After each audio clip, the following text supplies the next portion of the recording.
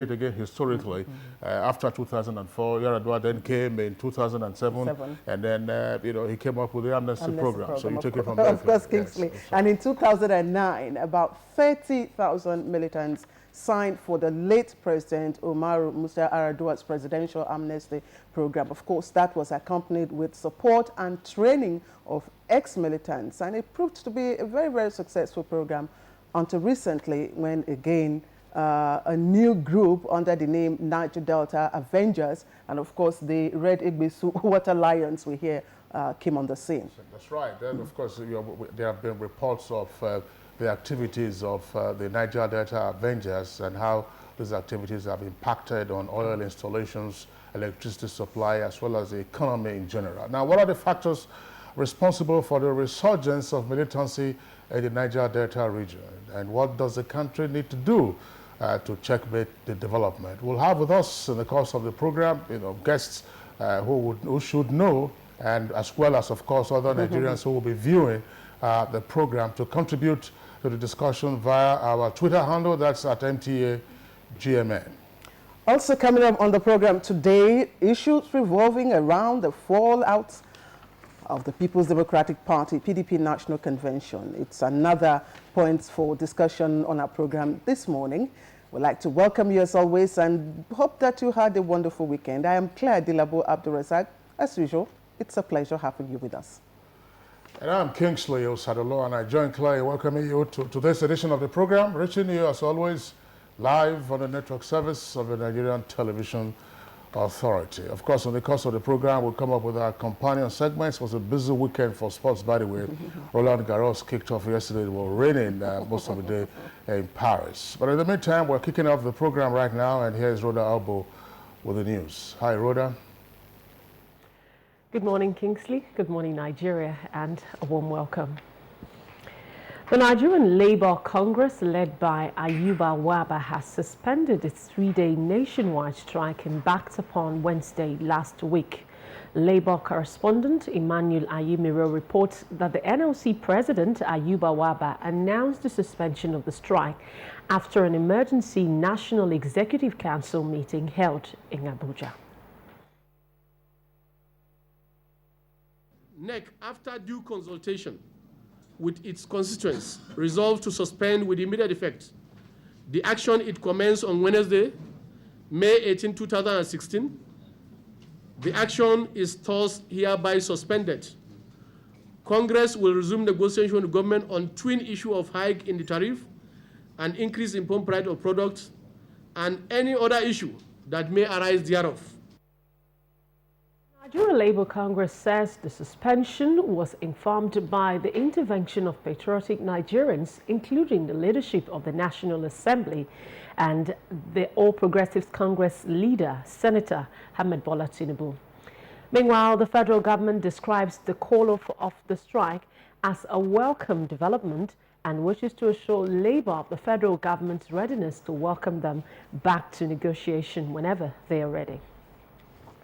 Now, a lady, Khadijat Ibrahim, allegedly kidnapped in Maiduguri by suspected Boko Haram members, has escaped being used for a suicide mission in Kano.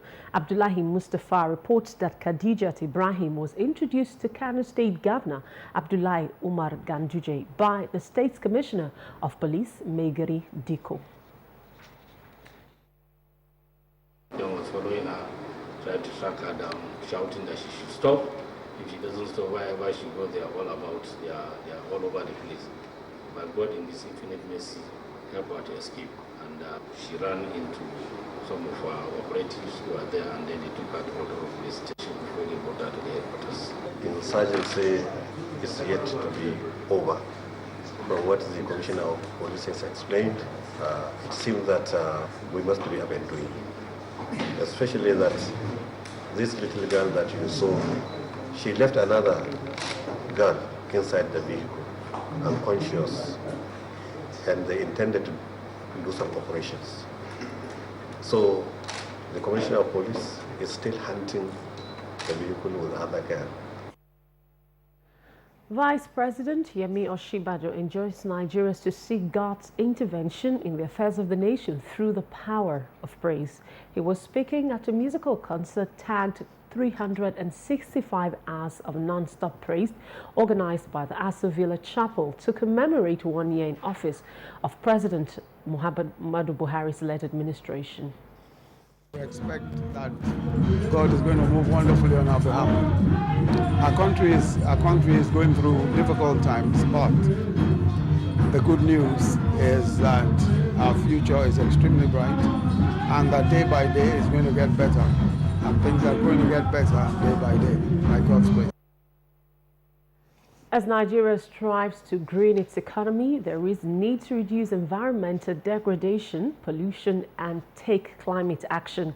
Aisha Bello Mustafa reports that the Minister of Environment, Amina Mohammed, said this while speaking to members of the Nigerian Environmental Association in Abuja.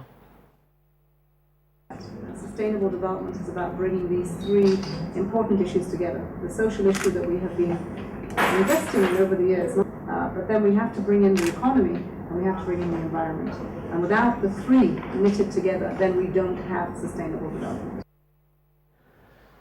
Two Reverend sisters allegedly kidnapped along Ore-Shagamu Expressway have been released. Correspondent Dakbo Daramola reports that the Ondo State Commissioner of Police, Hilda Ibifuru Harrison, made this known in Akure.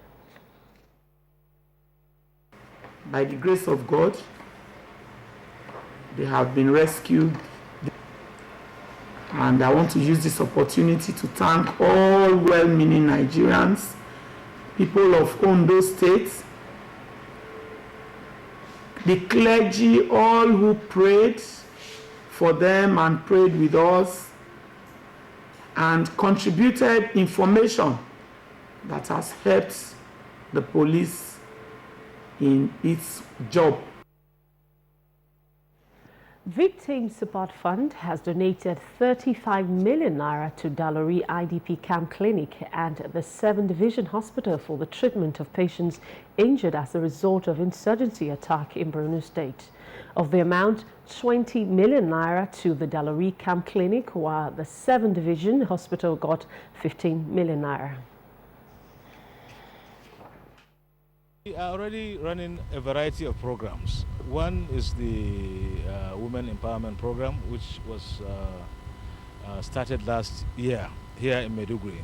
That is going to be extended. There's also going to be programs to do with agriculture and programs to do with recoveries of public institutions going across the entire 6 states of the region. In Abuja, the Dean African Diplomatic Corps in Nigeria, Ambassador Salhideen Abbas Ibrahim, says African leaders must encourage good governance, tolerance and peaceful coexistence in order to encourage development. He said this during a diplomatic visit to the Kuchingoro IDP camp in Galadima area of Abuja. We have come from the Maghreb, that is north of Africa, from the southern part of Africa, eastern part and western part of Africa. This is a humanitarian problem. So this is the symbolism is to show that humanism is not just the property of any part of the world. It is for all the human beings, and we are human beings. And finally, Nigeria's High Commissioner to Ghana, Mrs. Adekunbi Shonekon Ayodeji, has assured the media to always verify the facts before publishing to avoid friction between Nigeria and Ghana. This comes on the heels of a widely publicized report of the alleged 32-year-old Nigerian who registered to vote in the presidential and parliamentary elections coming up later in the year. To get to the police station, he said he's not a Nigerian. The findings came out, and definitely they will have used all the information when the findings came out that the man is not a Nigerian. And that's the news. Thank you for watching. I'm Rhoda Obo. It's back to Kingsley and Claire for the continuation of Good Morning Nigeria. Okay, thank you very much there, Rhoda Albo, for the news. Now we'll take a short break. When we return, it will be time for our business package. Bomb explosion or gunshots of an active shooter, that might be a terror attack. At such times, always remember 3 action words: run, hide, report. Don't try to run towards the terror scene to save the situation, because there might be a second bomb blast or another attack. Run far away and take cover. Make sure you are safe first. Yes, it is in our nature to sympathize over the hurt, but remember, only trained personnel can help in such situations. When in a secured environment, promptly call relevant authorities and help will come. For anonymous reporting, call 09630-3250-5 or 0813-2222-106. If you see something, say something. Nigeria unite against terrorism.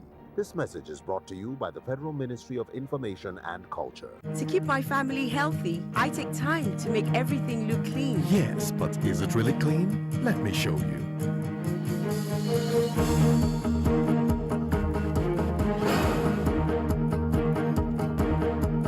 This is why 80% of hygiene-related illnesses are acquired at home. Some cleaners don't kill germs, others kill germs, but don't clean properly. The new Dettol Multi-Surface Cleaner. 10 times better germ kill, 10 times better cleaning, and all-day freshness. 10 times better cleaning and germ kill for a healthy home. Dettol, endorsed by the Nigerian Medical Association. Hi, I'm Corey David.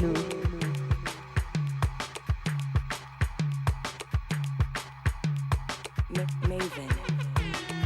Okay, guess what? The police force is more efficient and more proactive than ever. All we need to do is trust the police and partner with the police. I don't get that lot. God, you win. The police is here to protect and serve you. All they need is your cooperation. Baby, one for my hand, but God, you win. So I'm calling on all communities to cooperate with the police to ensure fast response in case of any emergency. Police na your friend, though. If you no call police, who you want call?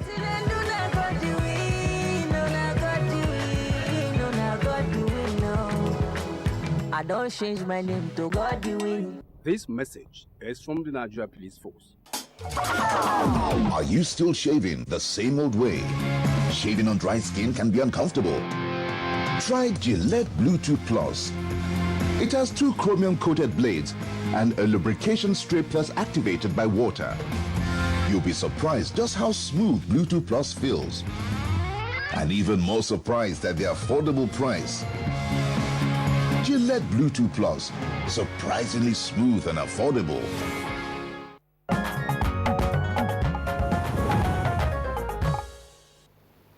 All right, and it's time to look at the package in our business news today. And Nigeria's Auditor General is calling for speedy passage of the audit bill into law. And he says this is to help tackle one of the nation's worst menace, indeed, one of the world's worst menace, and that's talking about corruption.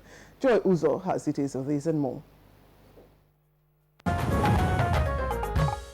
Nigeria's Auditor General Samuel Ukura has called for passage of the audit bill into law, saying it will help in the fight against corruption. He laments hindrances that have prevented its successful transition into law and seeks urgent action by the legislators. The bill to grant the country's Auditor General's office independence and grant an audit commission is before the legislative arm of government.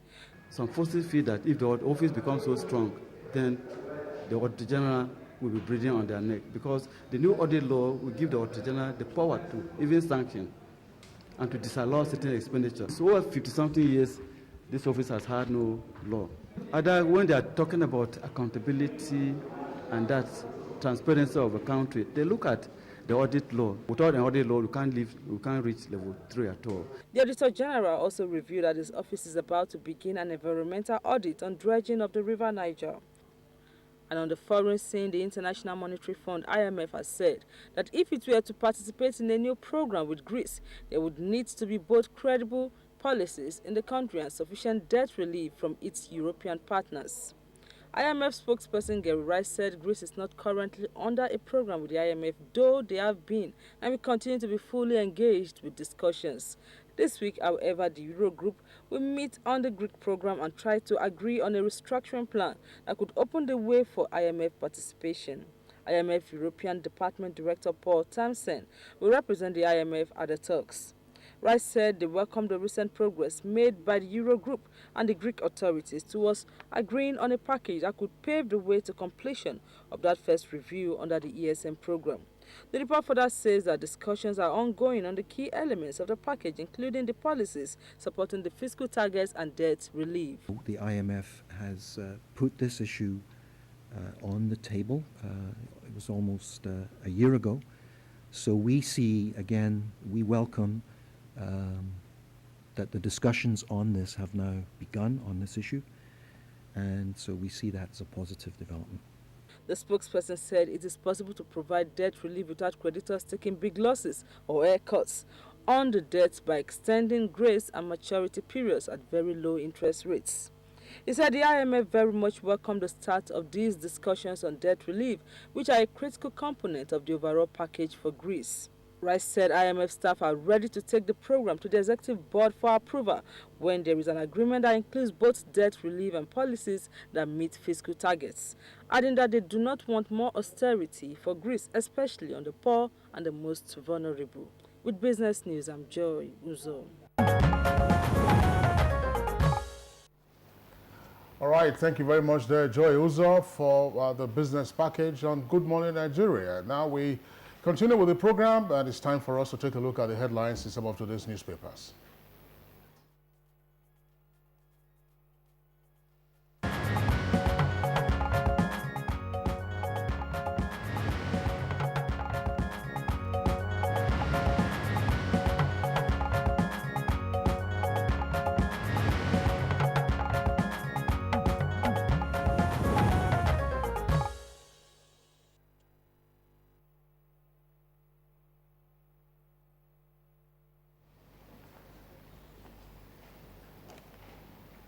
All right, and time for newspaper review. Bayo Atoyebi is settling in. Bayo, good morning and thanks for coming. Good morning, Claire.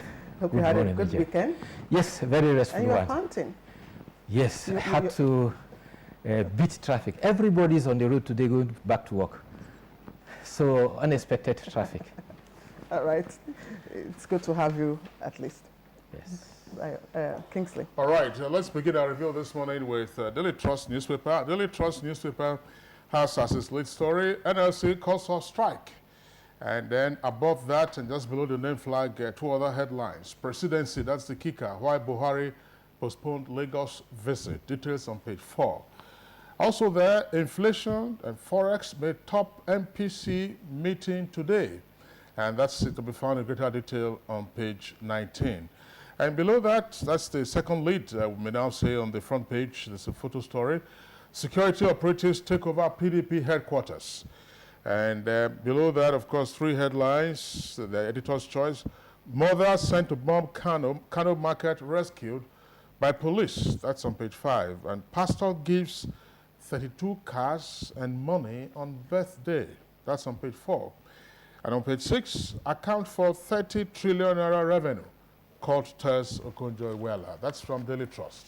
Okay, and The Guardian is leading with the report. Militants blow up pipeline, vandals damage NNPC facilities, and it has a rider, borrow, mend, caution Avengers, Ijo, Niger Delta youths to meet in Warri. And quite a splash of other trending stories on the front page, just taking them from the left-hand column.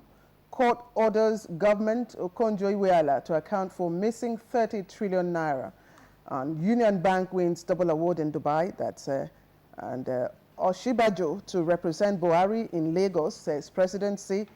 NLC suspends strike, resumes talks with government, also on the front page. But let's now go to the story just below the picture caption there. Fresh concerns over government's shares in discourse.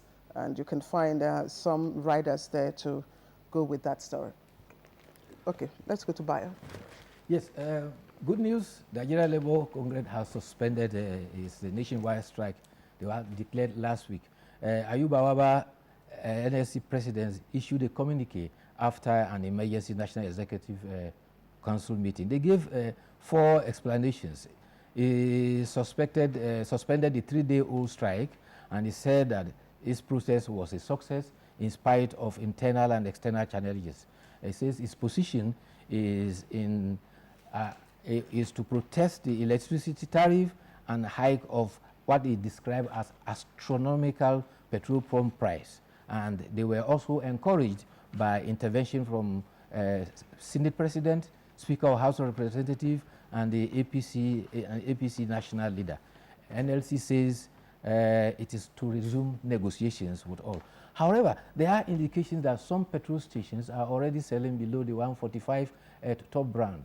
There are those reported to be selling at 135. Over last weekend, someone reported in Kano that they bought petrol at 107. And so that is some positive indication. Talking about the 2-day visit, official visit by President Muhammadu Buhari to Lagos, the Vice President is to fill in for him. According to the Senior Special Assistant to the President, Malam Garba Shehu, he says that the President is faced with challenging schedules. It is not the first state that the President had to put the visit off. Edo State was supposed to have been visited by the President, but he also stepped down. Meanwhile, this will have been the first presidential visit to Lagos State in the last 15 years. Lagos have been bubbling and preparing for it, but now they have to have the Vice President. The President earlier in the year had visited Cross River, if you remember, when there was the launching of the highway, and also just last month when he visited Katsina during the economic summit. Unfortunately, another pipeline owned by Ajib has been vandalized at Ikiam Bembiri in southern Ijo local government area. However, there are positive developments. The operatives of the Security and Civil Defense Corps have arrested one suspect. The community are also cooperating. The Nation reports that the communities also say that this was a result of a rival war groups between contracts over pipeline surveillance, and the elders are saying that they don't want their community to become a victim of these incessant attacks. Meanwhile, unfortunately, fire and thick smoke have enveloped the community, and the community leaders are also very concerned. All right, Bayo, let's go over now to the Nation newspaper. The Nation newspaper also has as its lead story developments in the People's Democratic Party. Police close PDP office as Modu Sharif fights back. That's the double-decker headline and the lead story for the Nation newspaper. 2 writers to that. Ex-acting chair Shons Fayoshe, he destabilized party, says Wike. Now you have a photograph of the headquarters of the PDP, that's in Zone 5 in Abuja. Now, other headlines on the front page above the name flag. Agato threatened self-defense against Fulani headsmen. Details on page 43.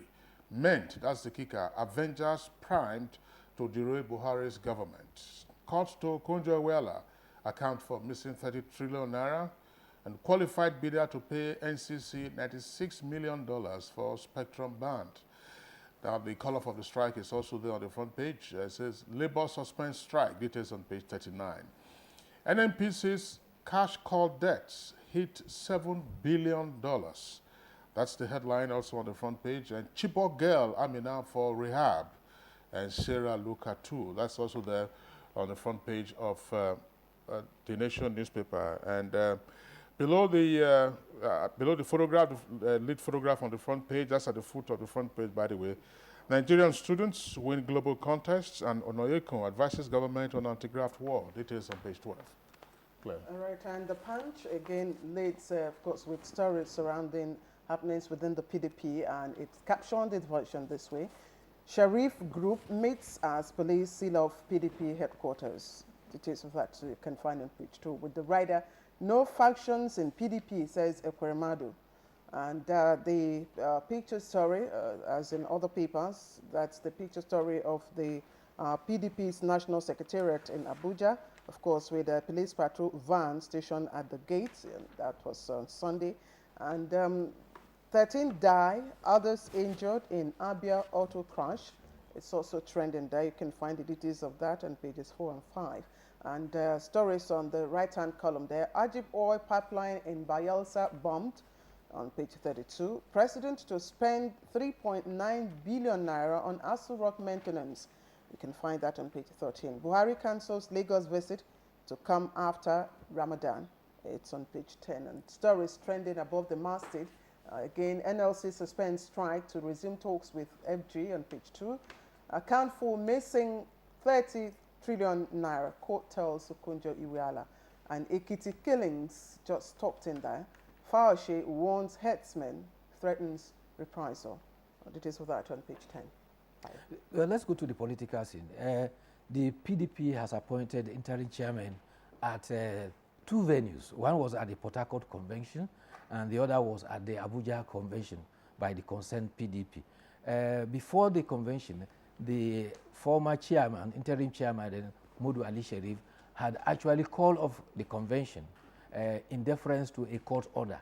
However, the party members at the Port Harcourt Convention went ahead and sacked the National Executive Council as well as the National Working Committee. And in the interim, they appointed Senator Ahmed McCarthy as an interim chairman. At the Abuja Convention of the CPDP, the concerned PDP led by Professor Jerry Gana, they too appointed a 2-person chairman. They have Senator Nasser Ibrahim Mantu and Professor Tunde Adinira as co-chairmen to run the party in the interim pending another convention. Meanwhile, Senator Modu Ali Sharif says that he is still the party chairman, and therefore you now have a situation whereby 3 chairmen are evolving for the PDP.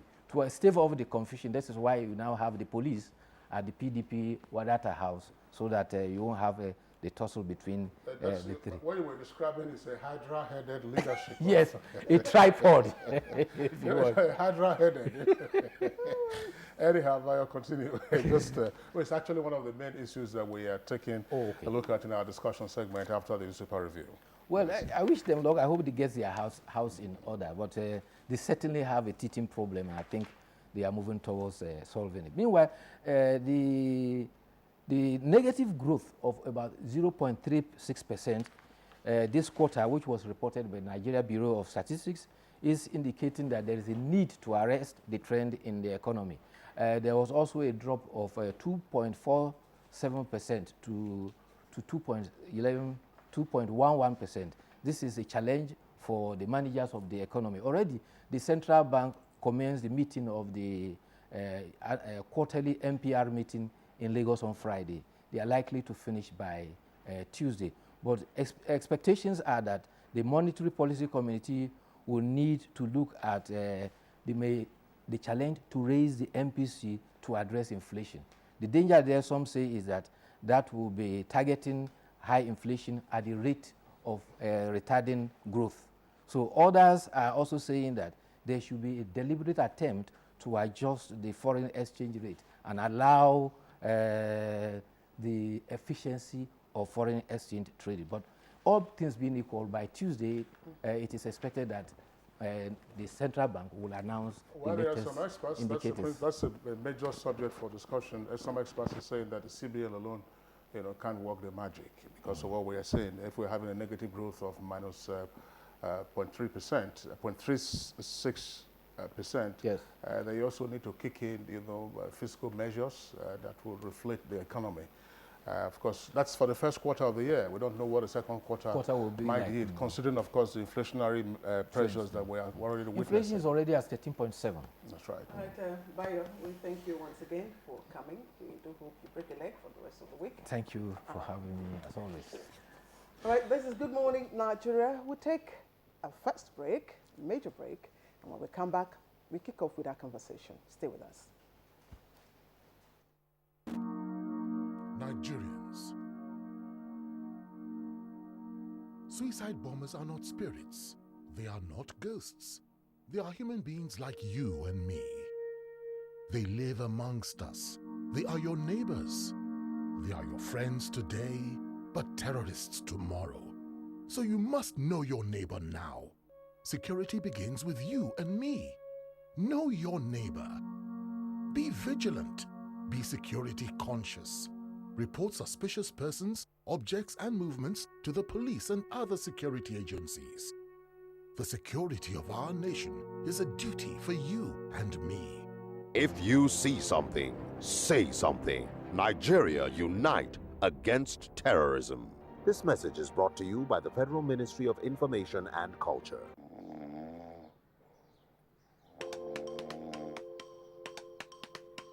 What?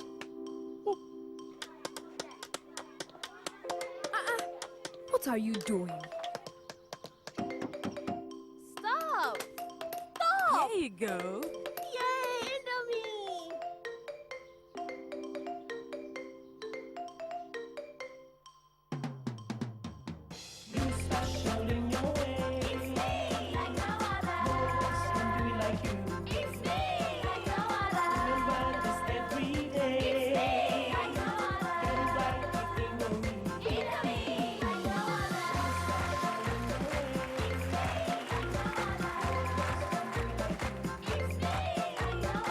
Here's to all amazing moms who identify and nurture the uniqueness in our kids. To all the unique children of the world, happy Children's Day from Indomie. Indomie noodles, tasty nutrition, good for you. Daily exposure to different environments leads to a buildup of germs, oil, and dirt.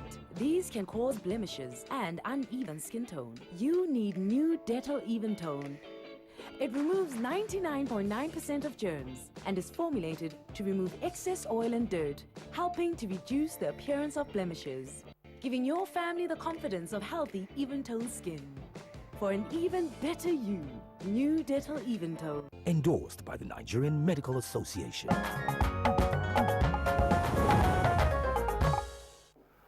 You're welcome back, but if you just joined us, it's Good Morning Nigeria, reaching you live on the network service of the Nigerian Television Authority. As we indicated at the commencement of the program, we have two items for discussion this morning. The first, of course, has to do with the Hydra-headed leadership of the PDP. That's the crisis they faced arising from their conventions at the weekend. The second one, of course, is the resurgence of militancy in the Niger Delta. Now, that's the first topic we are taking right away. And our correspondent today, Bere Oya in Port Harcourt, has this background as a prompt for the discussion. The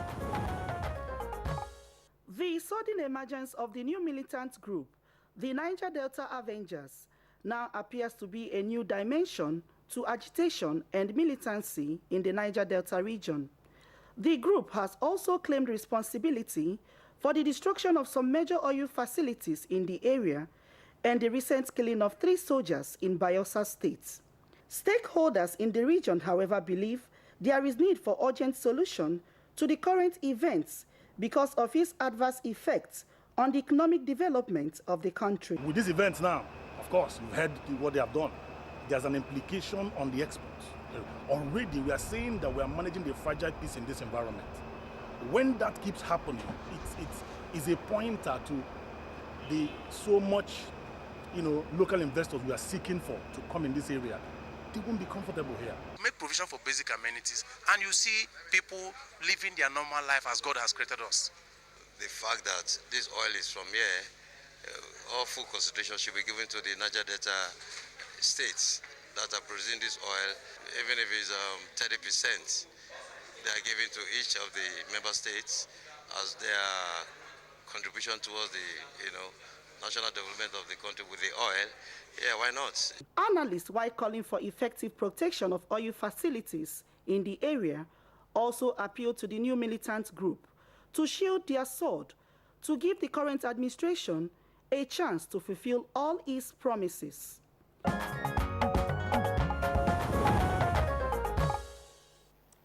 All right, many thanks to you, Chidebere Onya in Port Harcourt for that background. We are now being joined by the Minister of Niger Delta Affairs, Honorable Usani Uguru Usani. We'd like to thank you very much for joining us. Good morning to you. We have also in the studio the Coordinator, Presidential Amnesty Program, Brigadier General Paul Boro. We thank you very much for joining us, sir. Thank you, Madam. All right, Claire, we were supposed to be joined from our Port Harcourt Network Center by Marvin Yobana, but unfortunately we are having connection challenges to the center. But we do hope that in the course of the conversation we're able to get through. But if we do not, then of course we would have lost his contribution to the discussion this morning. That's Port Harcourt Network Center, but we have two guests with us here, Minister of Niger Delta as well as the Special Advisor to Mr. President on the amnesty program. Let's begin, of course, with the Honorable Minister. Honorable Minister, these are, again, trying times for the Niger Delta region. Remember, we had you some months ago in the course of this program, but you were quite upbeat in terms of having a peaceable environment to proceed with the development efforts in that region. How much of destabilization is what we are seeing now causing you and, of course, the economy and the government? Considering how much, in terms of numerics, of course, we find that the losses incurred are portrayed in value of currency by the Petroleum Minister in his regular updates. But the cost is actually invaluable because if you may find it too difficult to bring about the evaluation of what we lose in terms of environmental degradation, the loss of occupation by people who depended on the habitat for their livelihoods or economic lives, and even the loss of lives in the environment. And then the trauma of fear and insecurity is what you cannot in any way put into any cosmetic evaluation. And so I would say it's invaluable because it prolongs even our efforts to have the stability to introduce or go on with the programs that will sustain development in the region. So it's difficult to assess, but really enormous. All right, let me take the coordinator, Presidential Amnesty Program, Brigadier General Paul Borough. We have a new group called Niger Delta Avengers. We also have the ones that go by the name Red Ibisu Water Lions. With all what is going on in that part of the country, precision on target, degree of devastation, all point to people who have in-depth knowledge of these oil installations. Do we know who we are dealing with? Thank you very much. This new group of insurgents creating instability in Niger Delta region are focused only in one area. And I feel very concerned about it. I feel very bad and very sad about it. It's not happening in any other state in the country, but one state alone, Delta State. Now, my office is open, as well as the channels are open from down the ladder. I expect any individual or group that have issues, have grievances, to discuss this amicably rather than resorting to coercive means to affecting our pipelines. It is highly undesirable.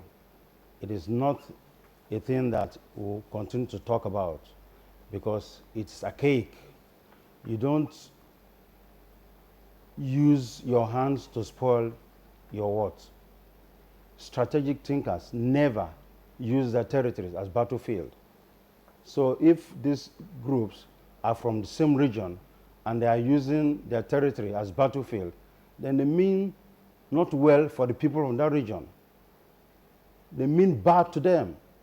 They cause them bad because they are not supposed to use that means to resolving whatever issues they have, whatever issues. They're supposed to discuss these issues amicably with the persons or people, with the group or institution that they think they have misunderstanding with, and not the pipelines. All right, Libby, I was in the Niger Delta within the 2007 period, at the height of the, hostilities then. And we know the way the oil, facilities were attacked and bombed. And what we're seeing now, seems similar. So which, gives an impression that we're not seeing new group of militants, but probably, for ex-militants who are aggrieved. Is that the case? Could be, but it's not a struggle. What happened in 2007 was a struggle. It is resource-based conflict that led to the establishment of the amnesty program. It's a security program, a program that the government had understanding with the persons that were involved in it. These new insurgents we don't know what they really want. They are not struggling for the resource. They have a different agenda and could be treated negatively. Like I said, if they have issues to resolve, there are better ways of resolving such issues. My office is open 24 hours. Most times I'm in the office to allow for issues of this nature to be resolved. It's in a particular local government, a particular kingdom, there are elders in this kingdom, there are persons of repute who also come from this general area. The local government is there. The state is also there. So I do not see any reason why any individual or group would take the laws into its hands. It's criminality and should be dealt with as such. I expect this group of persons to have a better way of expressing their grievances. If it has to do with provision of security on the pipelines and a particular group of persons have gotten a contract, you discuss the issue for you to be taken on board and not the pipelines. The pipelines do not have issues with anyone. It is individuals that have issues with persons. So discuss it amicably and resolve it, and not the pipeline. All right, General Barrow, thanks for your explanation. But the latest reports indicate that, in fact, there's now been a spillover from Delta to Bayelsa, because the latest rupture of a pipeline took place in Bayelsa State. In other words, the area of conflict is expanding beyond one state. Now, as to whether or not there are motives, the Niger Delta Avengers have from time to time issued statements. And that's why the question is going down to the Honorable Minister of Niger Delta Affairs. Part of the demands that they have indicated in their statements include, according to them, the implementation of the resolutions of the 2014 National Conference. They're also calling for the release of Nnamdi Kanu of IPOB, that's the pro-Biafra agitators, as well as, of course, remediation and all kinds of matters all linked up. In a sense, these ones would appear to have a political coloration, but from Gerald Barrow's explanation, are you aware of the lead up to the sudden explosion of the attacks on pipelines without first discussing this through the political channels? Well, this morning I've heard about the blow up in southern Niger of an Ajib pipeline. It is unfortunate. I would not want to emphasize the issues that General Barrow has raised, because I think it's right in the perspective. But from the two sub-themes you've raised concerning what they seem to be projecting as the agitations, one, the 2014 conference report. It was a national conference. It was not a South-South or Niger Delta conference. And every Nigerian should be concerned as much as any one sector of the country is concerned. And our response to it should also be moderate, knowing that it's a national issue. So if there are issues they think in their report affect us, which the government is not implementing, we should be more concerned with the issues of the region first, before we want to defend a national interest on our heads. Second issue you've mentioned is about... They mentioned, not myself. Oh, sorry. Which you've highlighted, they mentioned, is about the Biafran agitation. We should know that when the attempt for secession came, it was not just about the Niger Delta or South-South. It was South-East and South-South. Before you carry on such agitations thinking that you're defending a cause of secession, you must be able to be sure that you are gauging the temperament of the other people that constitute that region. We are from South-South as well, from Niger Delta. Have they asked us whether we want to be part of that agitation? And why would a section of the people now conduct themselves in such a manner that they want to defend the cause of what we are not all part of? Are they defending us? Or let them draw the map of the proposed Biafra, so we will know who and who is involved and who is not involved. You have heard the Igbo leaders in their conferences say they are not part of that form of agitation, and that what the Southeast wants is attention. So at what point that becomes an issue for them, I don't understand. In any case, even if those things were legitimate enough for them to agitate, it is no planning, no negotiation is done at the battlefront. When Nigeria had issues in the course of the secession bid in the 60s, Nigeria-Biafran Civil War, the peace accord or peace proposals were carried out in Ghana. That shows that even if they have that, they should shift elsewhere and not allow our region to be the battlefield, because they are devastating our lives. They are projecting us as a criminal-minded people for which the psyche of Nigerians will continue to address us and see us as irresponsible, even to gain from the political milieu of the country. And that stands to put us on the losing side for a very long time. So I don't think that is the fundamental truth of the minds, other than the fact that they think, like the others are getting attention, they want to break off and get the same attention. And even if that is so, they should come and tell us why they deserve such attention and what nature of attention they deserve to get. It is not by what they are doing. That's right, Claire. Yeah, I was just going to say, because you already, Claire, you already asked General Barrow this question. What is it that you're picking up? Is it that those who belong to the Niger Delta Avengers now want to, as it were, wreak some havoc, gain attention, and then ultimately have some appeasement, such as was done for the ex-militants? Is that what you're picking? Yes, that is it. But they're going about it in the wrong way. If issues like this come up, they're supposed to tackle it legally, if it has to do with legal connotation, or administratively. And that's why we're there, to listen to them and ensure that whatever the grievances or issues they have are tackled. You will recall ex-agitators, even men, have dissociated themselves from what is happening, so you can see that it's just an isolated body, and the security forces and agencies will have to put their machineries in place to prevent escalation. That's my advice to them. All right, let me return to the Minister of the Niger Delta Affairs, and let's look at the main reasons for which the amnesty program, was, of course, enunciated by the later President Umar Musa Yar'Adua. Of course, it was three-pronged. One was to disarm the militants and, of course, get them reorientated. The second part was, of course, to deal with the infrastructural decay and neglect within that region. To what extent do you think that has been done? Because this is also an issue that is emanating. It's also, an issue that these people are putting forward as part of their grievances. We are very much conscious of the fact that the amnesty program is going on even beyond the earlier estimated deadline, which shows government's goodwill in that regard, while planning on a total disembarkment for a superior form of engagement of the people of the region. And so, to that extent, I believe this government has even gone beyond 100%. It's overstretched the program.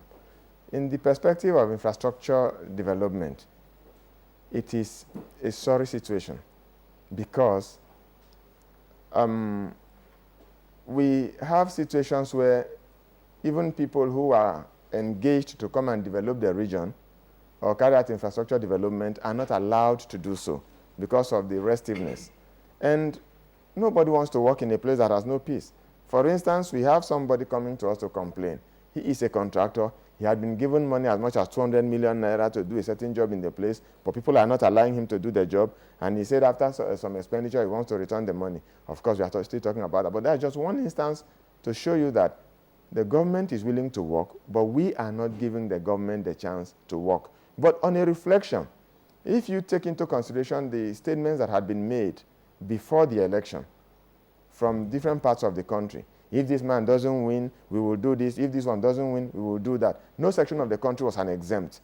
But on a conspiracy theory, seeing what is happening, in spite of the government's efforts to sustain what best they can do for the region, you will then begin to reflect and think, probably there's a political connotation. Are these people carrying the threats of the outcomes of the election? Or what is it that really is? We all are endangered. Just as Boko Haram was in the northeast endangering the entire country, so is this very event. Because the country has no regional boundaries to limit the extent to which any form of disservice can be limited. But what are the plans for, we would like to have tangible plans, strategies to, revamp the infrastructure. We know that the amnesty program, indeed, the first part of it has been quite successful. And when this government came in, it said, look, we're going to retain that. And of course, it also, tried to, the payment structure became more regular. As per infrastructure, what is this government strategy? What are the plans? I will tell you, in this administration, what has been programmed is a cross-MDA, exchange of activities, planning strategies, approaches for appraisal, and execution, templates. Now, in the Niger Delta, we have our ministry, the Ministry of Environment, the Ministry of Transport, and the Ministry of Power all working together, holding, sessions together. And even the Amnesty Program and NDDC and other agencies that are relevant in the region, including development partners. We can see already, by the 2nd of June, the President is going to launch the cleanup program that has been in place on the program, and on the planning board. Then the Lagos-Calabar Rail project is one other one. We are on our own carrying on community projects in different parts of the Niger Delta region. We are also aware that other infrastructure in terms of interventions in health, service sectors like water and so on are going on. And so we are doing everything to see that infrastructure development, which is continuous, which also has to bear some sociological elements, because as population dynamics continue to change, movements of people, migratory trends, all these have to be imputed into what we plan. So it's not as if the overall provisions will be done on one spot, but the different agencies with their different functionalities are collaborating to see that that is done. Unfortunately, if still there is no peace, it will all remain on the budget paper without any implementation. All right, Honorable Minister, thank you. Let's tap from the military experience and background of General Boro. General Boro, in the earlier form of militancy that we saw in the Niger Delta, of course, there were always reports of the kidnapping of oil workers at first, and then subsequently the kidnapping of prominent citizens as well as ordinary citizens, together with attacks on installations. But what we are seeing with the Niger Delta Avengers now is an attack or attacks on the critical national infrastructure, namely dealing with the oil sector. There have been no reports of kidnapping. And indeed, in one of their bulletins, the Avengers were indicating that that was their main target. What does this tell us about the urgency with which, the matter needs to be handled in terms of engagement with the Avengers, whoever they might be? Thank you very much.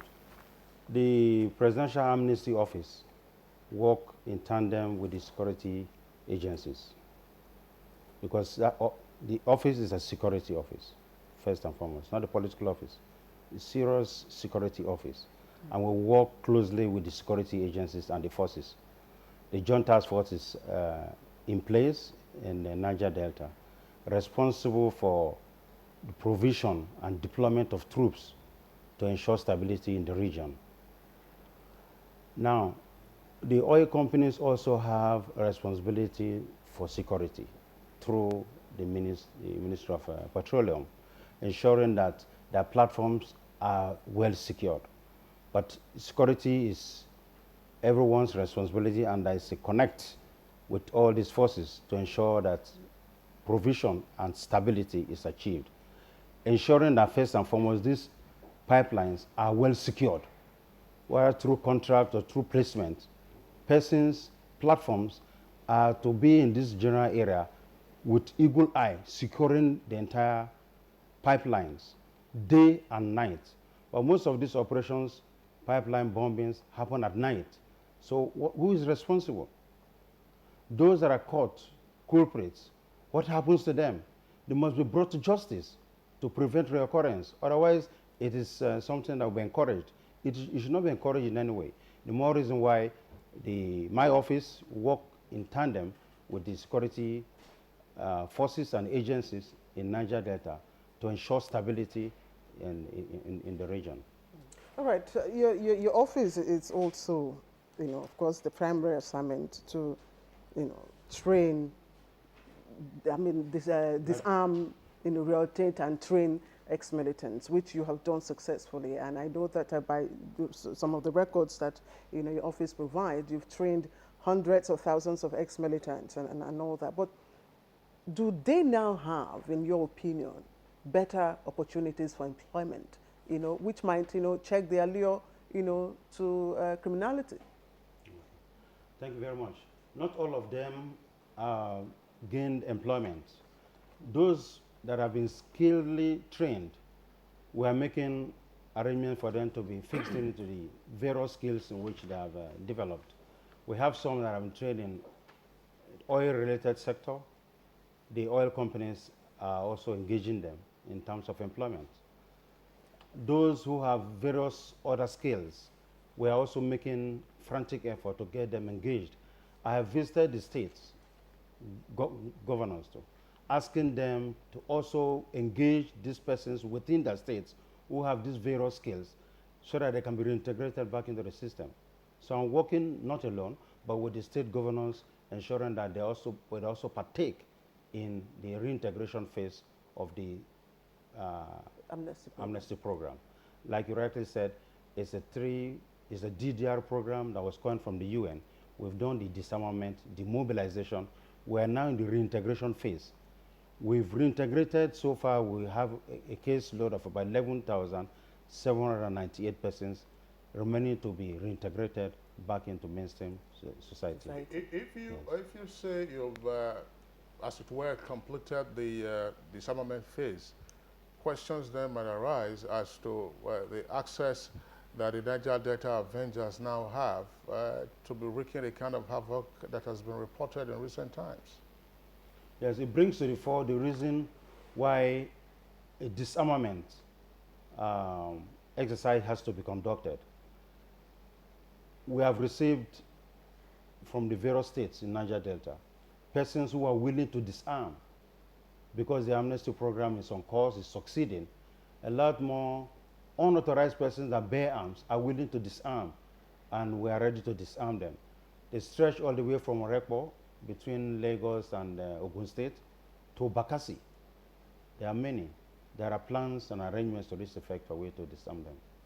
All right, Kingsley, let's quickly, we're glad to inform you that we have connection to our Port Harcourt Network Center. And there, of course, we're being joined by Ambassador Marvin Yobana. He is an Ogoni activist. Ambassador Mobana, we'd like to thank you very much. I don't know if you have been listening in to our conversation and, from in the opinion of the minister here and the essay to the president on the Niger Delta, the recent resurgence of hostilities in the Niger Delta region is uncalled for because there are plans and activities are ongoing, already in progress, to address some of the issues that, of course, have been raised in the past and, are still, being, talked about. What, in your opinion, do you think is the reason for this resurgence? Well, thank you very much, Claire, for having me. I've been listening in. I think the intervention on the part of the Amnesty Office and the Ministry of Niger Delta, even the Ministry of Environment, is quite commendable, because in terms of people who say they are being marginalized, it beats my imagination to think about in what aspects are we as Niger Delta has been marginalized at this stage, because we had the cooperation of Nigeria for the past 6 years when we had our own as president. We had cooperation from the north, the south, the east, and the west. So I think at this stage, this critical stage in our country, it is time for us as Niger Deltas to support the government at the center. The issues are very clear. This government is ready to listen, they are ready to cooperate, they are ready to collaborate with the people of the Niger Delta. So I don't see any reason why the economic hub of the country will be attacked, because that is purely economic sabotage, just to mention but a little. Now, if we look at the Buhari administration, for instance, what effort has it done towards development in the Niger Delta? We'll find out that for the past decades, we have been crying of environmental degradation in the Niger Delta. Successive government has promised to address the issue of environment in the Niger Delta. And let me say this, the issue of environment is very key to the sustainability and development of the Niger Delta region. Now, this government, for the first time, have matched action with words to ensure that the first phase of the cleanup exercise in Ogoniland commence. I hear that within this week, the president himself will be in Ogoniland to commence to launch the first phase of the cleanup. That is a welcome development.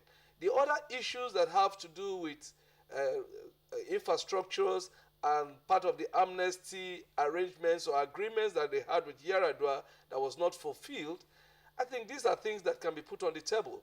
I am very happy that the known Niger Delta agitators who are called by the name MEND, they have dissociated themselves, and notable former agitators who have come out clearly to say they are not part of this and they have condemned that process. I think what the Amnesty Office and the Ministry of Niger Delta needs to do is to bring all these ex-agitators on board so that they can provide a solution to these problems. And also, those communities that are oil-producing communities, the youth leaders and the community leaders should be integrated into the pipeline surveillance process, either by the oil companies or by government agencies or the security agencies, whatever.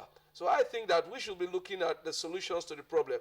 And finally, I think that the amnesty program should be expanded to give more leverage for those persons who are willing to toe the path of peace so that they can be integrated and rehabilitated into the society. Well, Ambassador Yobana, thank you very much for your explanation. But I was just wondering, just before we now get into how to deal with the problem in terms of solutions from you and then from the other guests we have with us here in the Abuja studios, based on what you have said, the background that you gave, how can there be a rational explanation for the activities of the Niger Delta Avengers? Is it that they are rebels without a cause? Well, to me, I wouldn't understand what goes on in their minds, because those individuals have not come out clearly to say this is what we have as a problem. Although I heard when you said that some things have been put on the table, that these are their agitations. But like the minister clearly pointed out, most of those agitations are not the agitations of the Niger Delta people. The problems of the Niger Delta people are very clear. We need a clean environment for our people to go out and carry out their normal way of livelihood, which is fishing and farming. That is what we do here in the Niger Delta. So I think that the agitation, if there is any, should be tilted towards that angle, to say, look, we want a clean environment.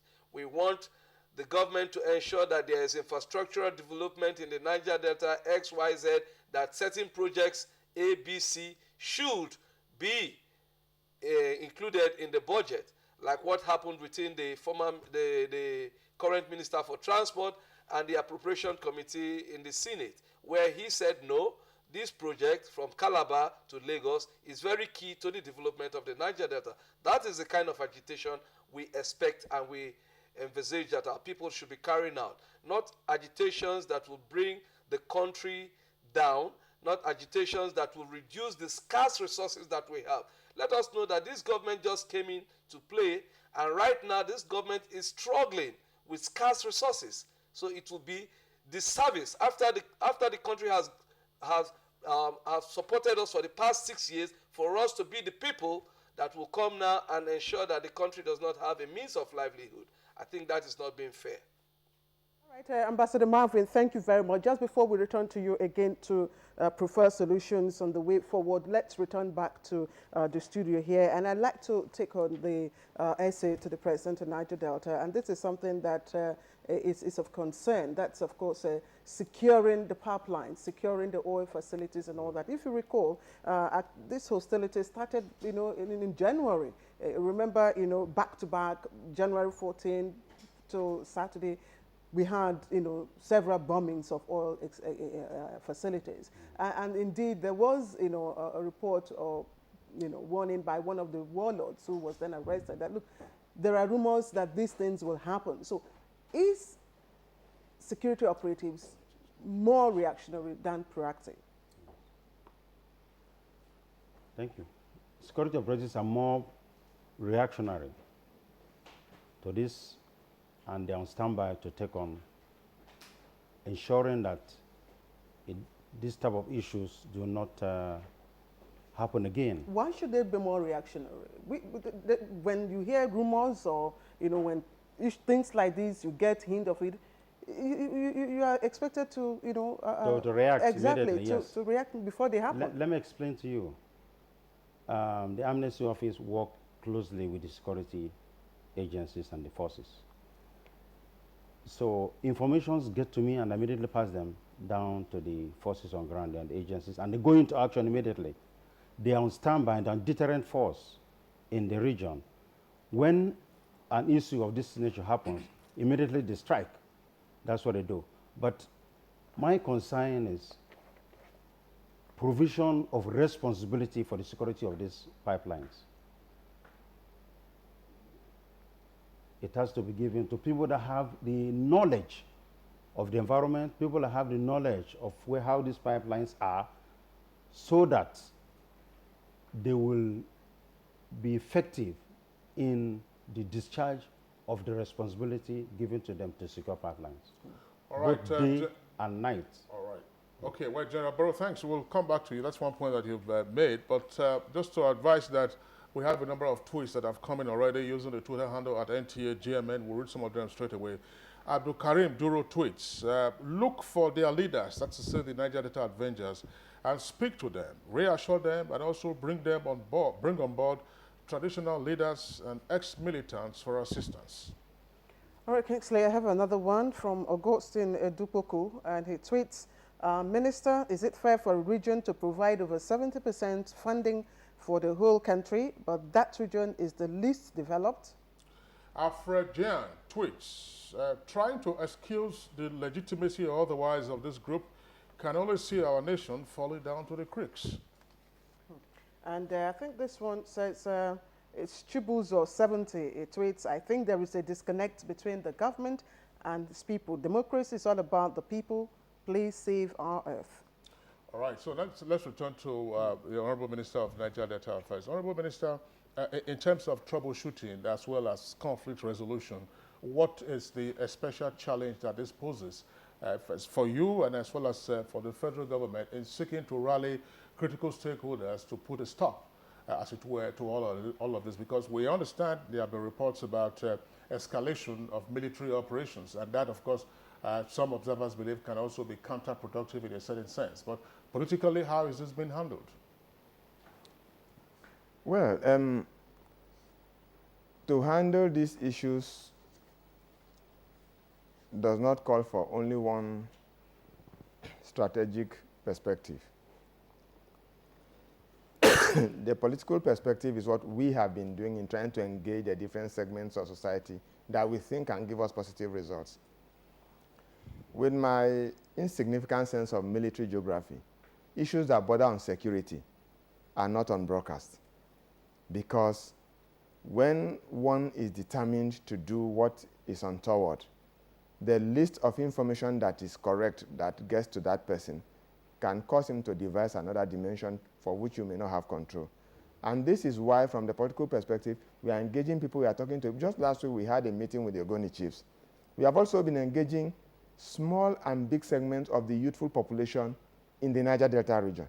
And we are getting information. And this information we synthesize to know which is proper, what are the motives for giving us this information, what is this group after, and so on and so forth. And when we sieve out information like that, we hand it over to other relevant agencies by which they can work.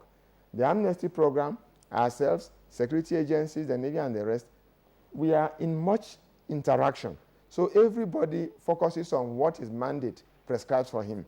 And so for us, at any given time, we are very interested in making sure that the region benefits the best. Strategically, okay, people have cried out. It is not right for military engagement to be the option. But I tell you, in certain countries, do you know that economic sabotage is a capital offense? Because that suggests that without a viable economy, you are, in a sense, eliminating the people piecemeal. Because famine itself can cause a lot of damage in society and loss of lives, epidemics, and the rest of the things. And so when we are very concerned, the government has been very concerned about sustaining human rights standards. The question now is, whose right is it to destroy and whose right is it not to live? Then government is compelled to carry out the function of sovereign protection of lives and property. And when you go, the intention is not to kill people. The intention is to secure the environment and secure people. In so doing, if there are attacks, there must be a defensive mechanism, in which case anybody could be a victim. You just heard in Bayelsa that 3 soldiers were killed. We don't know the circumstances. Now, these are people that the government, the nation has spent resources to train. And they have come also on a national duty call to defend. And probably they are attacked. All right, Honorable Minister, thank you. Let's get Ambassador Marvin Yobana's word.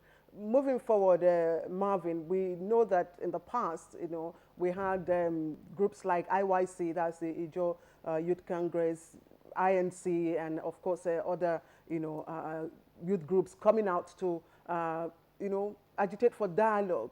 How do you think that these groups can also help in this matter to resolve these emerging hostilities?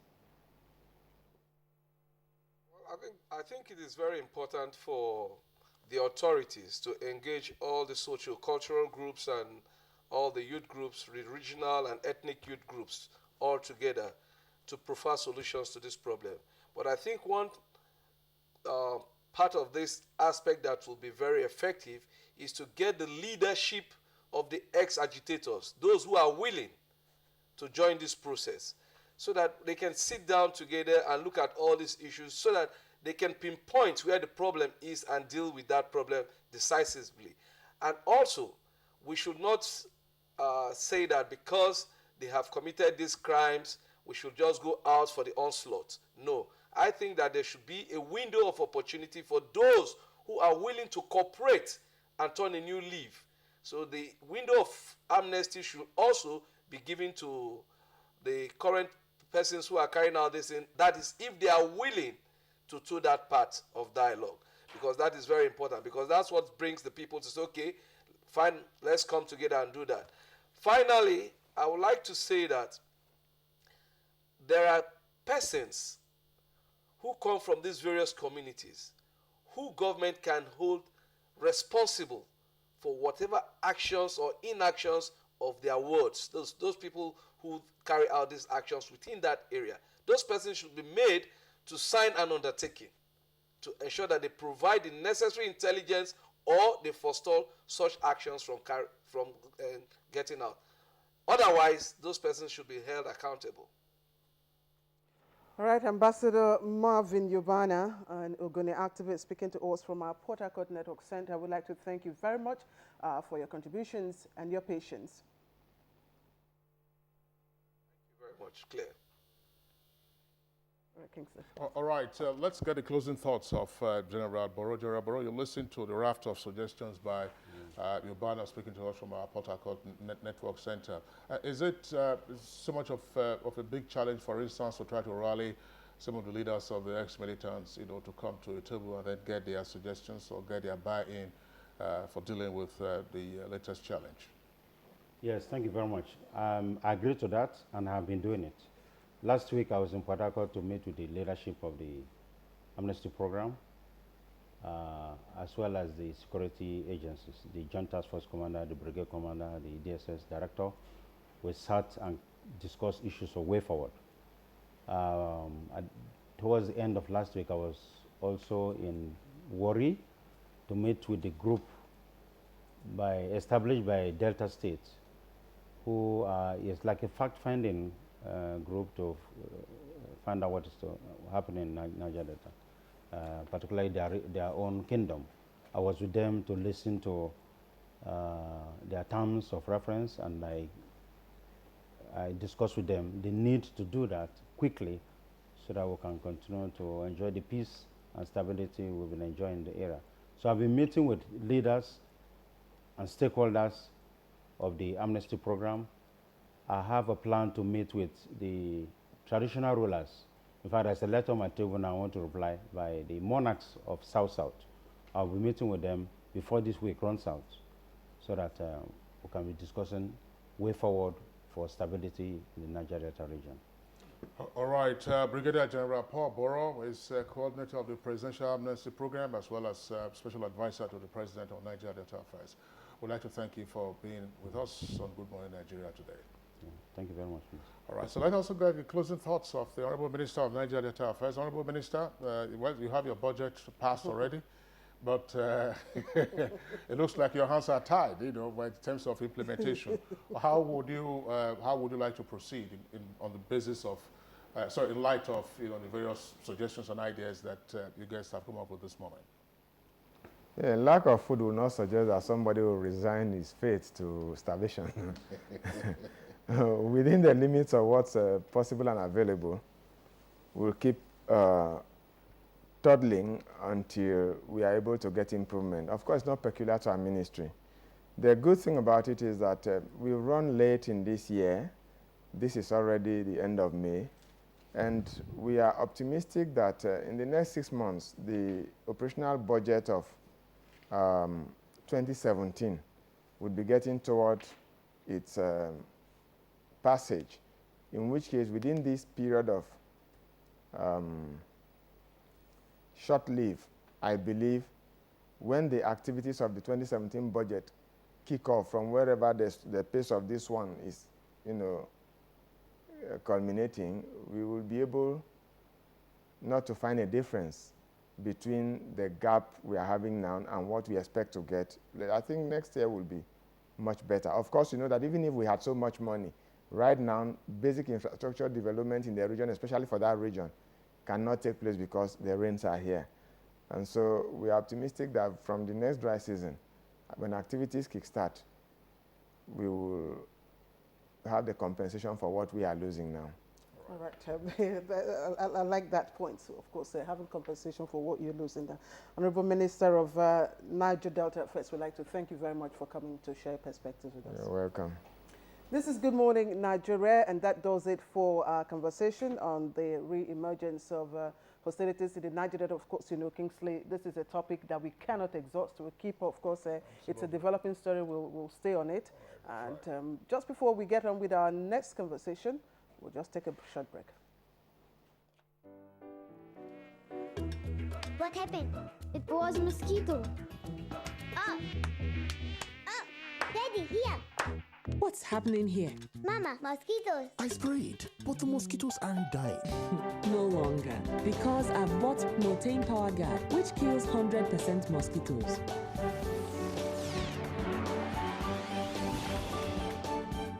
Motain Power Guard kills 100% mosquitoes.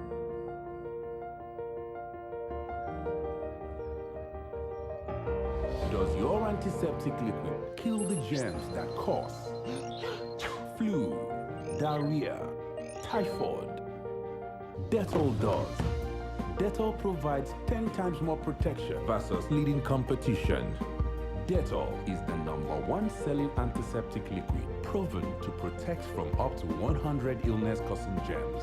So why take a risk with your loved ones?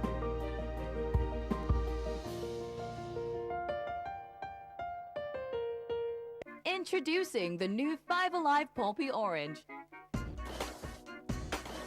Where is the pulp? The pulp. Where is the pulp?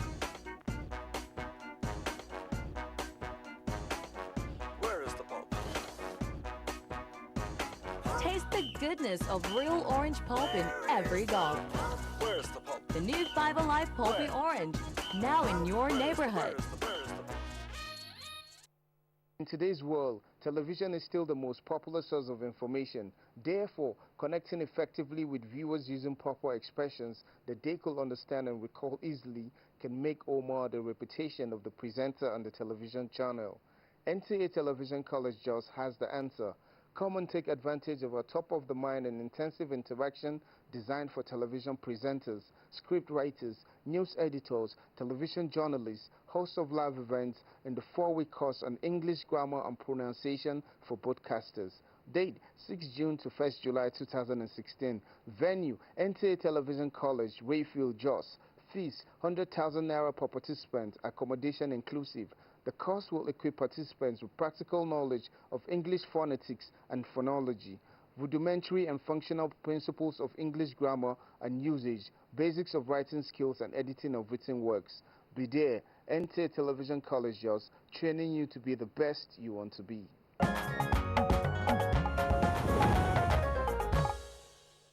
All right. Over the weekend, members of the opposition People's Democratic Party, PDP, gathered at 2 locations. One was in Port Harcourt, the capital of Rivers State, and the other, of course, was in Abuja, the Federal Capital Territory.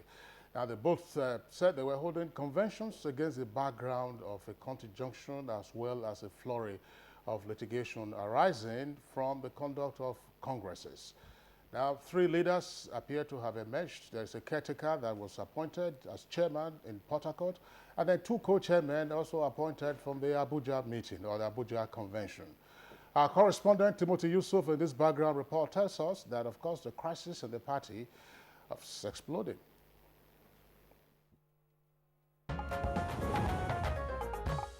The People's Democratic Party, PDP, after 16 years in power, lost the 2015 general elections amid crisis, at the peak of which 5 of its governors defected to the All Progressives Congress, APC, which eventually won the presidential election.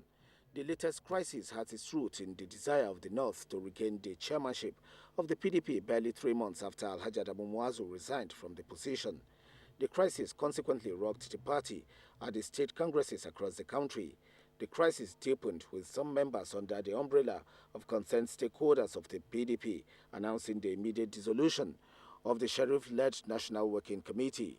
The conflict of interest got to its height with altercation between the national chairman, Senator Ali Modu Sheriff, and the former information minister, Professor Jerry Gana, who is a member of the PDP Board of Trustees.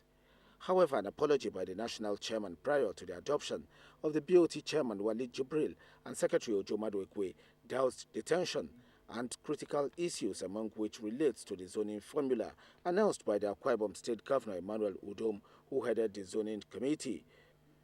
The other faction of the party described as unacceptable and against the established principles and practice of PDP.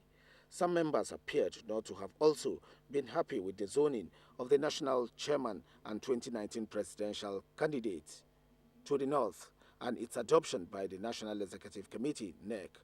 Those opposed to it argued that the post ought to be zoned to the southwest. Leaders in the southwest have threatened to dump the party en masse should the zone be blocked from producing the next national chairman of the party. All said and done, the national convention of the party, slated for Port Harcourt last Saturday, has come and gone, but with a parallel one held in Abuja, despite court injunction restraining the party from conducting elections into some offices, including that of the national chairman and national secretary. This development has further raised more issues on the leadership crisis in the party. Senator Ali Modu Sheriff, who did not participate in the Port Harcourt convention, even though in Rivers State capital, announced the suspension of the Port Harcourt convention to enable the party address all the court issues. This, however, did not stop the nomination of former governor of Kaduna State, Ahmed Mohamed Makarfi, to chair a 7-man caretaker committee at the Port Harcourt National Convention attended by PDP governors. But at the parallel non-elective convention of the party in Abuja, Senator Ibrahim Mantu was unanimously adopted as the interim national chairman and Professor Tunde Adeniran as the co-chairman to serve until their next convention, while the Makarfi-led caretaker committee has 90 days to organize a befitting convention for the party.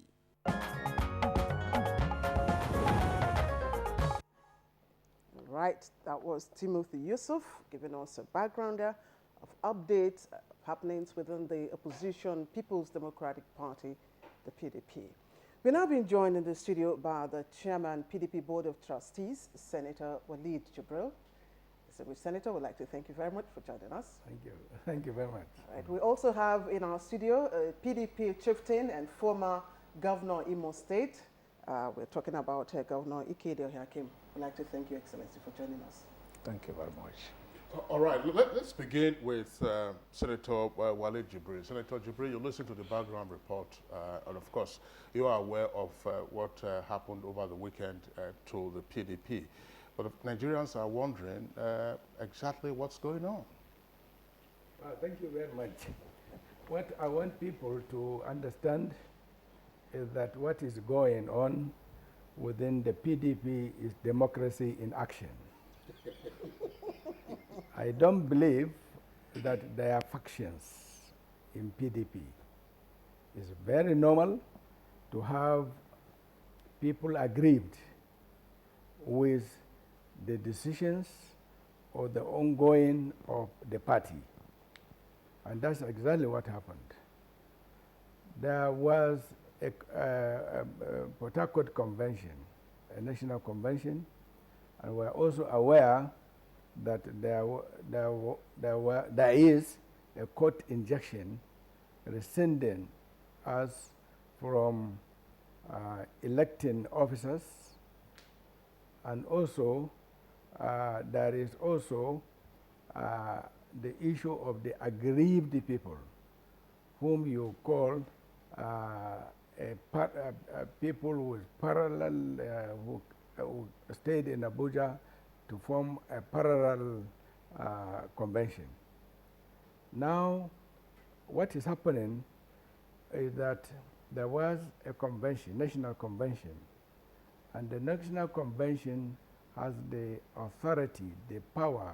It is the supreme body that will regulate and take final decisions on all matters affecting the control, the organs of the party. They also can take action on any officer of the party. Having this in mind, this body met in Port Harcourt with a view of taking certain decisions. One, they have agreed not to elect officers as directed by the court. We are law-abiding citizens of Nigeria and organs, and so there was no election. The body also decided to stop the amendment of its constitution. The body decided to dissolve the National Working Committee. The body also decided to zone the presidency of Nigeria to the northern region. And above all, they have asked Modu Sharif to pack away in conformity with the decision of NEC and the wishes and generality of Nigerians. And these decisions are the demands of the concerned group that stayed in Abuja to take action. All that was done in Port Harcourt might satisfy the need of this group. And if it is so, it is not a major problem for us. All right, distinguished Senator. We thank you for the explanation you have given us, but I know that my understanding kingsley of a faction means a part of a thing with different perspectives. But let me come back to the former governor of Imo State and PDP chieftain. He has told us what happened in Port Harcourt. What do you think happened in Abuja? Well, I don't know what happened in Abuja because I was not in Abuja. You were also in Port Harcourt. I was in Port Harcourt. Okay, so, and you don't know what happened in Abuja? I know what happened, but I was not there to say what happened. But let me tell you what is happening. What is happening is the beauty of democracy. A group, in fact, the founding fathers, a group made up of the founding fathers gathered in Abuja under an association of concerned PDP leaders. They met and they elected a 57-member steering committee. And that steering committee is for that association and not for PDP. So there is no faction. They are concerned, they are agitating for their right. It's just like trade unionism. And then that is being looked into. Nobody can wish them away, as far as I'm concerned. Now, in Port Harcourt, what the BOT chairman, my boss, has said is the decision taken in Port Harcourt. Where I am concerned is that that decision, was it really right? Did we not take that decision in a hurry? Can we wish away the Ali Modu Sharif National Working Committee? Was there court order?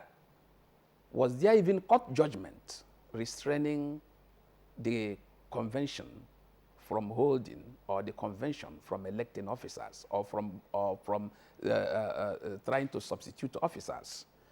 Now, I have personally looked at the enrolled orders. There are court orders.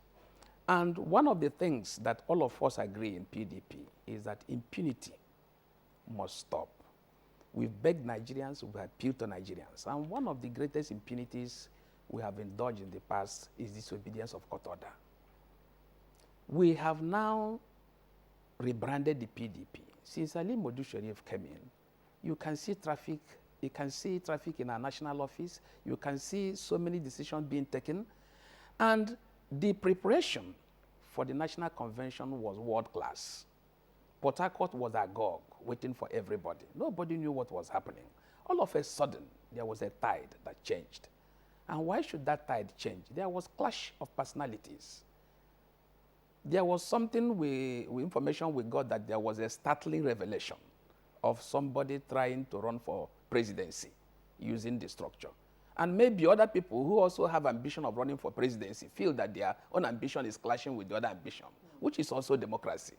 And the clash of ambition plus another clash of ambition, people decided to use the party in order to solve their personal problem. Okay, we just like to ask from the chairman board of trustees, since you said there was another tide, why did the party, let Amodu Sharif go?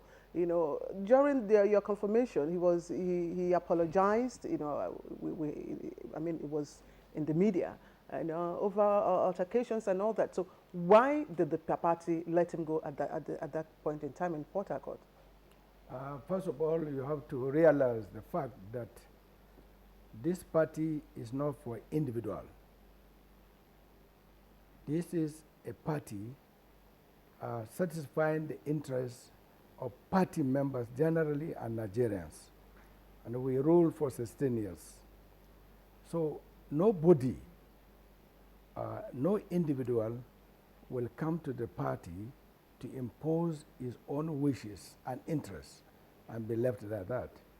Today, I am the chairman of the board of trustees, the only constitutional body remaining and legal that will take decisions, that will supervise what is happening. I am today the father of the party. And if that is the case, we have to make corrections. We have to advise on the right way to go. You remember that the BOT, in the first instance, took a very stringent decision against Modu Sharif, that we did not agree that Modu Sharif should be the chairman of this party. And suddenly, there was a change of decision by other organs, and we are brought in. And we gave 3 months to Madu Sharif. That is, his tenure to end by the 21st of May, together with the National Working Committee. And that was not to be again. We are heading for more impunity. We are heading for more trouble for this party. And then some group again thought that this should not happen, that tenure given to Modu to go by 21st of May is not being followed at all, with a lot of stories that somebody want to perfect himself to be not only the chairman, but the president of Nigeria. And that rumor, or whatever it is, by those people who gave us the information in Port Harcourt was very high. And that's why there were a lot of nocturnal meetings, group meetings, to bring an idea of what to do. And you cannot shun away from certain suggestions from certain group of people. And that's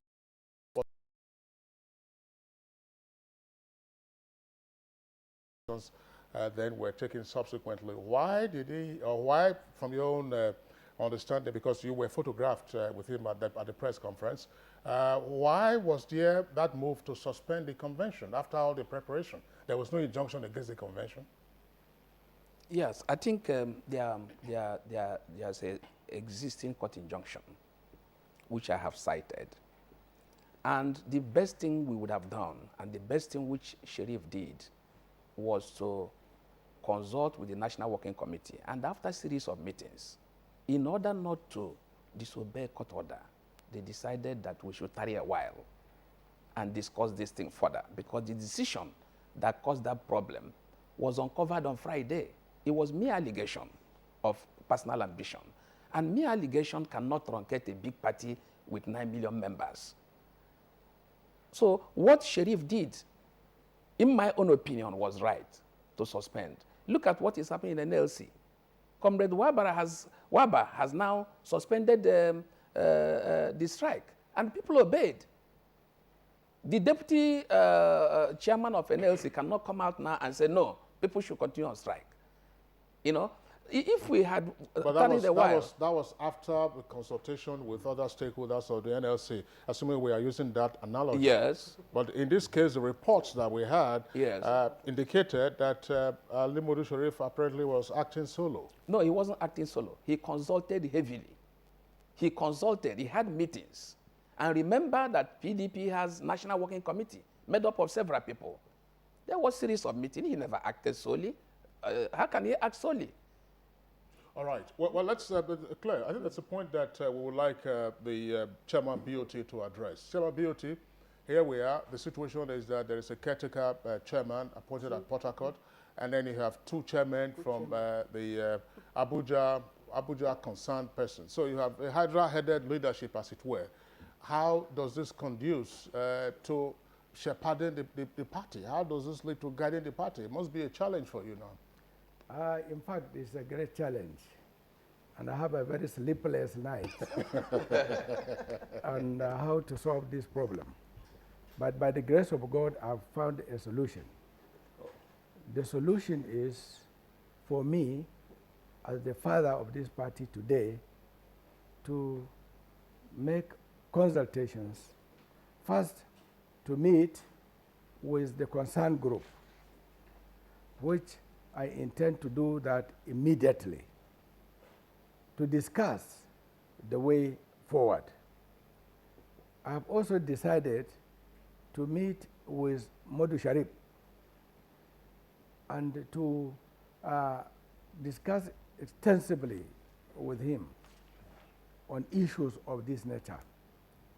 We had many chairmen in the past who were aggrieved, they were so disturbed, but in the final analysis they left, they resigned honorably.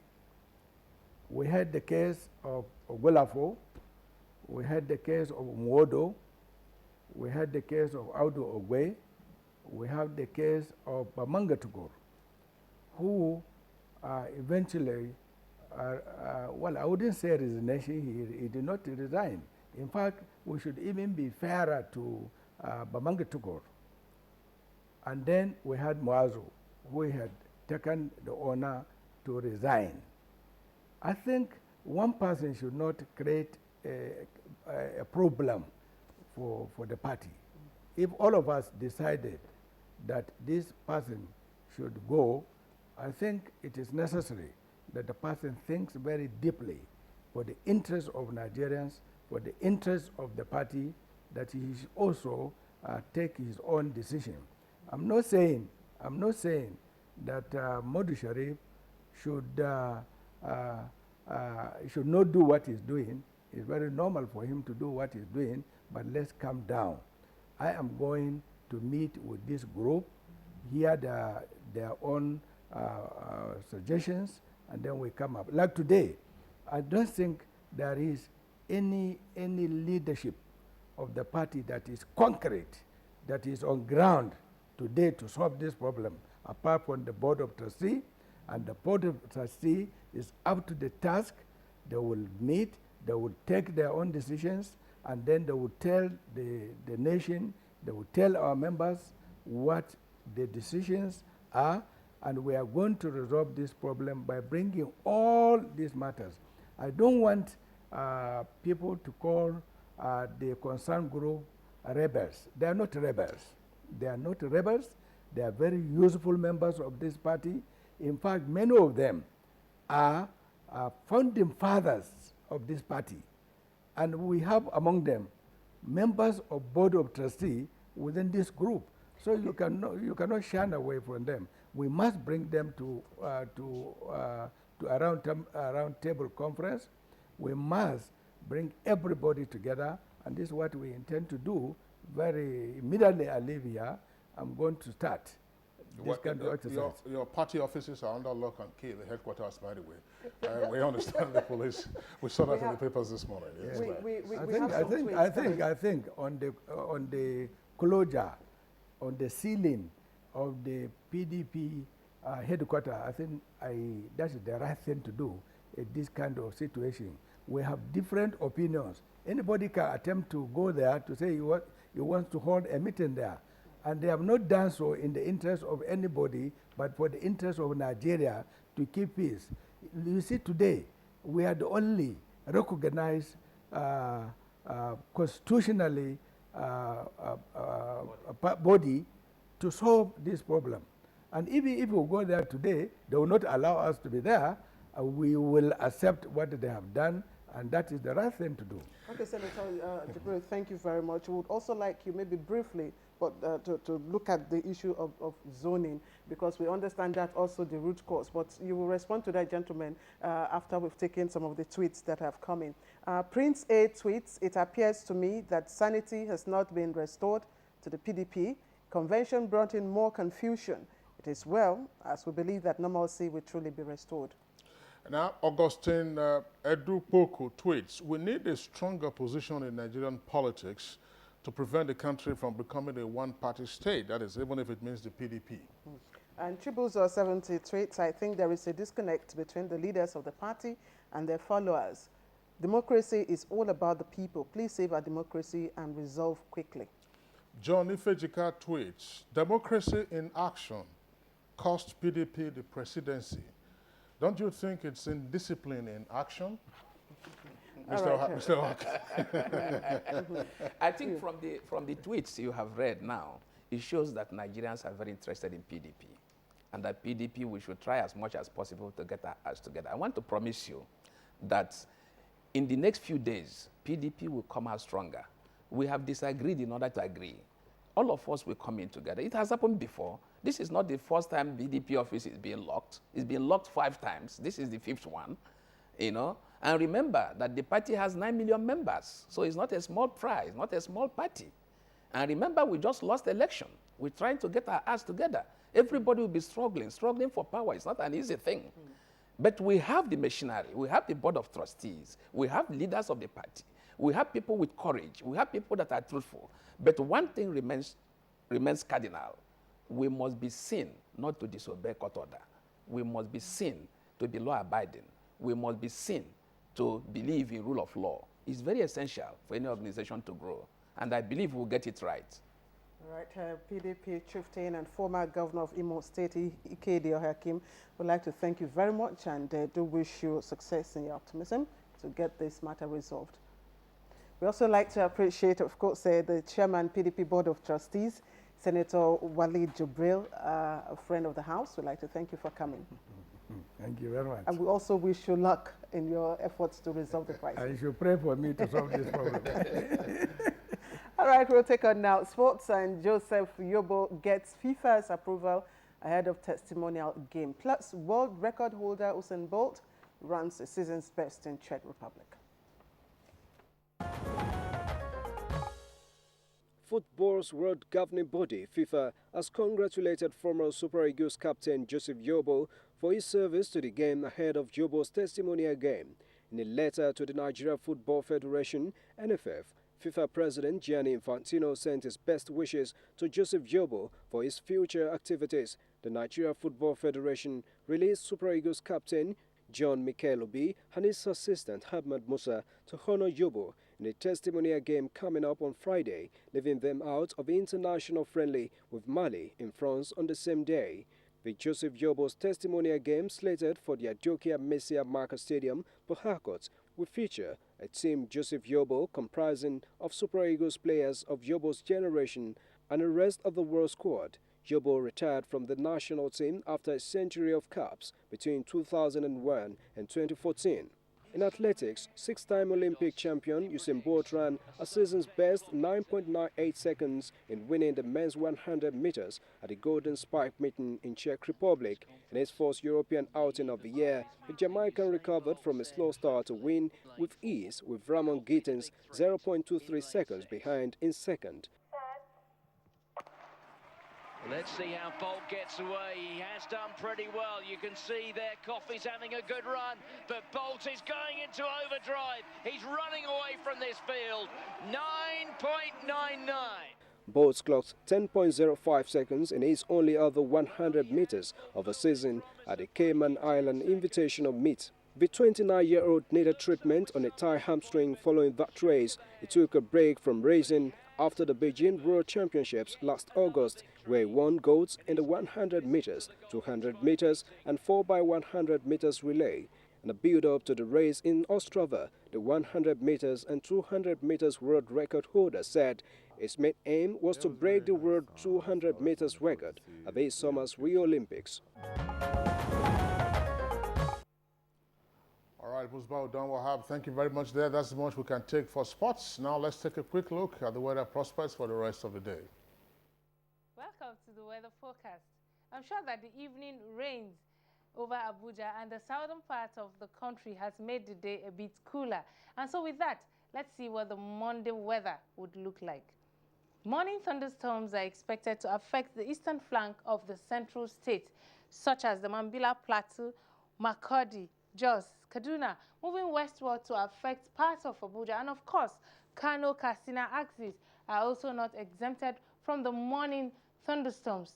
Moving down south, we expect the inland cities of the southwest and its coast have prospects of localized thunderstorms. Later on in the afternoon, weather systems are expected to give rise to localized thunderstorms to the extreme northeast and the western half of the central states, including the southeast region. Lagos and its environs might also experience localized rains here and there. And for temperatures for the day, please stay tuned. I'm Joyce Ogunleye from the Nigerian Meteorological Agency. Join us for more updates.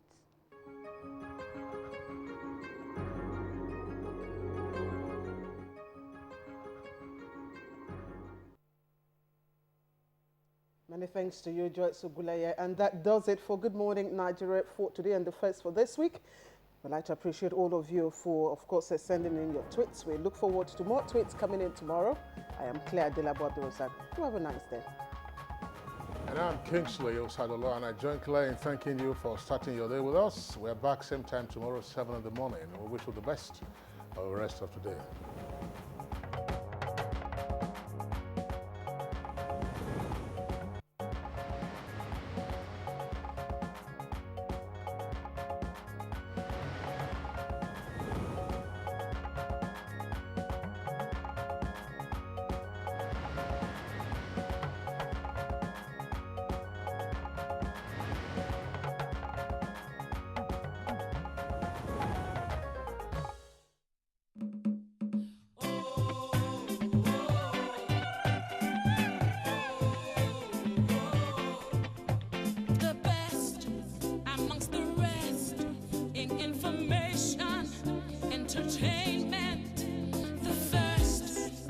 in the new